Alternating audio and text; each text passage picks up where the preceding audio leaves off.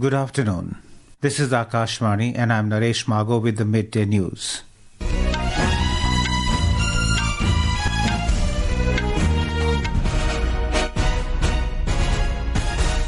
The headlines. Prime Minister Narendra Modi to chair a meeting of Shree Somnath Trust at Sasan in Junagadh, Gujarat today. Visits Vantara Animal Rescue Centre in Jamnagar.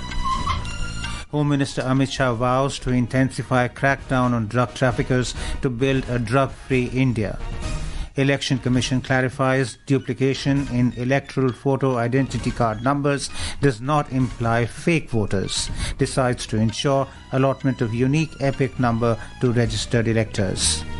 Ukraine President Volodymyr Zelensky terms US support crucial for his country a day after public argument with President Donald Trump.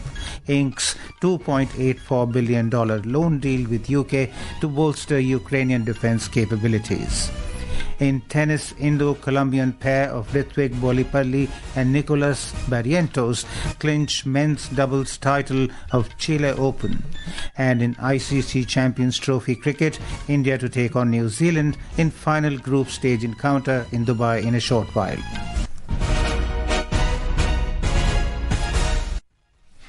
Prime Minister Narendra Modi will chair a meeting today of Shree Somnath Trust, which manages the world-famous Somnath Temple in his capacity as its chairperson. The meeting will take place at Sasan, the headquarters of Gir National Park in Junagadh district of Gujarat. Prime Minister Modi will also offer prayers at the Somnath Temple. Earlier in the day, Mr. Modi visited Vantara, an animal rescue, conservation and rehabilitation centre in Jamnagar district. Vantara has been established in an area of nearly 3,000 acres in the district. Mr. Modi reached Jamnagar last evening on a 3-day visit to the state. Tomorrow, the Prime Minister will take a jungle safari ride in the Gir National Park, the last abode of Asiatic lions. Mr. Modi will also chair the 7th meeting of the National Board for Wildlife at Sasan to discuss national level issues related to wildlife. This board functions for the promotion of conservation and development of wildlife and forests, with the Prime Minister as its chairperson. Home Minister Amit Shah today vowed to intensify crackdown on drug traffickers to build a drug-free India. In a social media post, Mr. Shah said 29 drug traffickers have been convicted by the court in 12 different cases across India as a result of foolproof investigation with a bottom-to-top and top-to-bottom strategy. The minister said the Narendra Modi government is unsparing in punishing drug traffickers who drag youth into addiction for money. He pledged to continue combating the drug menace with meticulous investigation to build a drug-free Bharat. Union Minister for Consumer Affairs, Food and Public Distribution, Prahlad Joshi, today highlighted the role of Central Warehousing Corporation, CWC, in strengthening supply chains and ensuring food security in the country. Sharing a video message at the celebration of the 69th Foundation Day of Central Warehousing Corporation in New Delhi, he said that CWC has made commendable efforts by creating additional food storage capacity of more than 21 lakh square feet during financial year 2023-24. CWC caters to diverse clientele varying from government organization, private company, retailers, traders, customs. CWC also has a critical role in successful implementation of Pradhan Mantri Garib Kalyana Anna Yojana and Pradhan Mantri Annadata Aaya Savrakshan Abhiyan. The CWC is a public sector warehouse operator that offers warehousing and logistics services. India has witnessed a considerable decrease in poverty over the last decade, according to a new paper. The paper, published by economists Surjit S. Bhalla and Karan Bhasin, analyzed data from recently released household expenditure data for 2022-23 and 2023-24. Data from these surveys indicate a substantial decline in poverty levels in India. The paper claimed that extreme poverty in the country has dropped to negligible levels. The paper also stated that there is strong evidence that India has experienced a sharp reduction in inequality over the last 12 years from 2011-12 to 2023-24. In Haryana, the polling is underway for civic local body elections. The voting began at 8 a.m. and will continue till 6 in the evening. Union Minister Manohar Lal exercised his franchise in Karnal. He also appealed to the people to vote in large numbers and elect a good local government. Polling was initially slow in Faridabad and Rohtak, but now people are coming to vote in large numbers. The Election Commission has clarified that duplication in Electoral Photo Identity Card EPIC numbers does not imply duplicate of fake voters. The Commission said this in a statement following certain media reports flagging the issue of electors of two different states having identical EPIC numbers. The Commission clarified that while EPIC numbers of some of the electors may be identical, the other details, including demographic details, assembly constituency and polling booth, are different for the electors with the same EPIC number. It said an elector can cast vote only at a designated polling station in their respective constituency in their state or union territory where they are enrolled in the electoral roll and nowhere else. The poll body said the allotment of identical EPIC number to some electors from different states and union territories was due to a decentralized and manual mechanism being followed prior to shifting of the electoral roll database to the Aeronet platform. This resulted in certain state and union territory CEO offices using the same EPIC alphanumeric series, leaving a scope for the possibility of duplicate EPIC numbers being allotted to electors in different assembly constituencies in different states and union territories.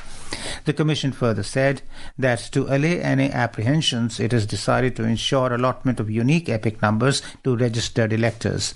Any case of duplicate EPIC numbers will be rectified by allotting a unique EPIC number.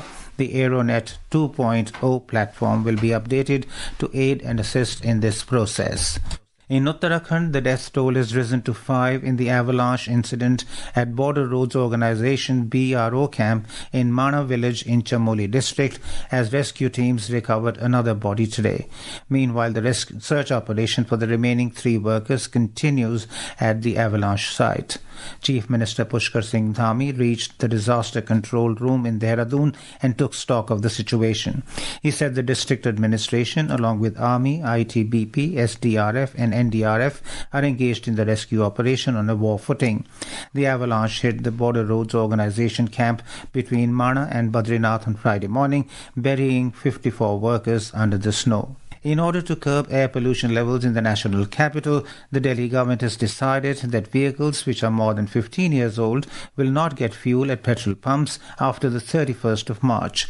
Delhi Environment Minister Manjinder Singh Sirsa announced several anti-pollution measures after holding a meeting with the officials.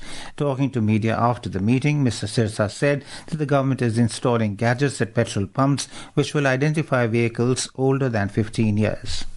एक जितने 15 साल पुराने vehicle हैं उन vehicles को 31 मार्च के बाद तेल देना बंद कर दिया जाएगा। हम अपने ऐसे गैजेट्स लगा रहे हैं पेट्रोल पंप के ऊपर जो लगभग 80% पेट्रोल पंप पर लग चुके हैं। 31 मार्च तक 100% पेट्रोल पंप से लग जाएंगे। उसके बाद 15 साल पुराने व्हीकल को हम आइडेंटिफाई करेंगे और उसको कोई फ्यूल नहीं मिलेगा। This is Akashvani giving you the news. For quick news updates round the clock, follow us on our X handle at AIR News Alerts. And for details of stories and more, log on to our website www.newsonair.gov.in and download News on AIR app. Ukrainian President Volodymyr Zelensky has said that US President Donald Trump's support is crucial for his country. The statement comes a day after his unprecedented verbal spat with President Trump and his Vice President J.D. Vance during a meeting in the White House.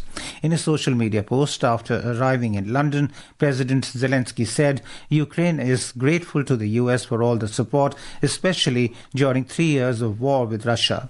He added President Trump wants to end the war, but no one wants peace more than Ukraine. President Zelensky is on a visit to the United Kingdom to attend the European summit in London. The Ukrainian president met with UK Prime Minister Keir Starmer yesterday. The UK Prime Minister agreed to provide a $2.8 billion loan to Ukraine. He reiterated the UK's unwavering support for Ukraine. You have full backing across the United Kingdom. We stand with you, with Ukraine, for as long as it takes, and our absolute determination and to achieve what we both want to achieve, which is a lasting peace for Ukraine based on sovereignty and security. President Zelensky said the loan will enhance Ukraine's defense capabilities and will be repaid using revenues from frozen Russian assets. President Zelensky is scheduled to meet King Charles III and a group of European allies today to further solidify diplomatic efforts on the international stage. Israel has agreed to a proposal for a temporary ceasefire in Gaza during the Ramzan and Passover periods. Prime Minister Benjamin Netanyahu's office in a statement today said it has agreed to implement the U.S. envoy Steve Witkoff's idea of a ceasefire extension if Palestinian group Hamas agreed to it. The decision comes as the first phase of a previously agreed ceasefire was nearing its expiration. It further stated that half of the hostages held in Gaza, both alive and deceased, will be released on the first day of the temporary ceasefire. U.S. President Donald Trump has signed an executive order designating English as the official language of the United States.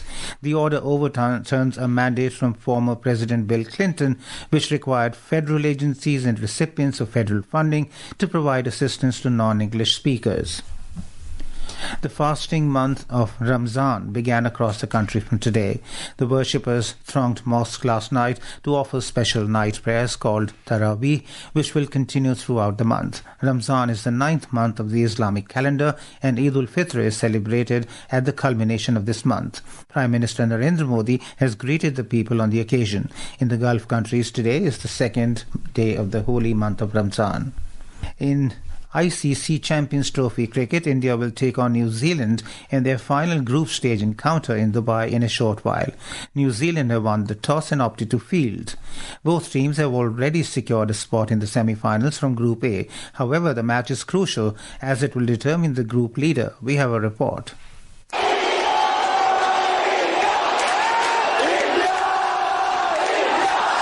The weather in Dubai is set to provide perfect cricketing conditions with clear skies, temperature in the mid-20s and no chance of rain. At the Dubai International Stadium, fans are riding high on India's winning streak and are optimistic about today's match, creating an electric atmosphere in the stands. We are cheering up for India, and India it will be in the final and all the way.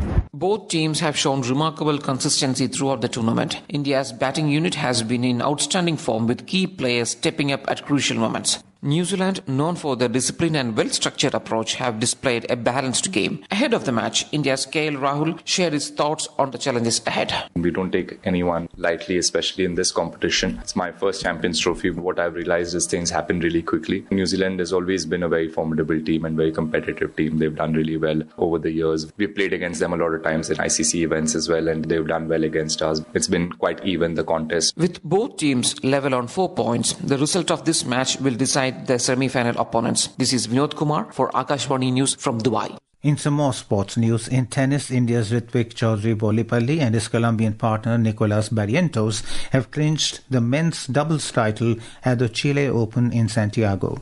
The Indian-Colombian duo upset top seeds Maximo Gonzalez and Andres Molteni of Argentina in straight sets last night. This is the first title of Rithvik and Nicolás as a team. Meanwhile, India made a stunning sweep in the World Table Tennis Youth Contender event that concluded in Vadodara in Gujarat yesterday, claiming 22 out of the 24 available titles. In the under-19 boys category, Ankur Bhattacharjee delivered a flawless performance, defeating Abhinand Pradivadi 3-0. Bhattacharjee won the category without dropping a single set, proving why he was the favourite to win the event from the start. And now, before we end the bulletin, the headlines once again. Prime Minister Narendra Modi to chair a meeting of Shree Somnath Trust at Sasan in Junagadh, Gujarat today. Visits Vantara Animal Rescue Centre in Jamnagar. Home Minister Amit Shah vows to intensify crackdown on drug traffickers to build a drug-free India. Election Commission clarifies duplication in Electoral Photo Identity Card numbers does not imply fake voters. Ukraine President Volodymyr Zelensky terms US support crucial for his country a day after public argument with President Donald Trump. Inks $2.84 billion loan deal with UK to bolster Ukrainian defense capabilities. In tennis, Indo-Colombian pair of Rithvik Bollipalli and Nicolás Barrientos clinch men's doubles title of Chile Open. And in ICC Champions Trophy Cricket, New Zealand win the toss and opt to field against India in the final group stage encounter in Dubai. And with that, we end the morning news.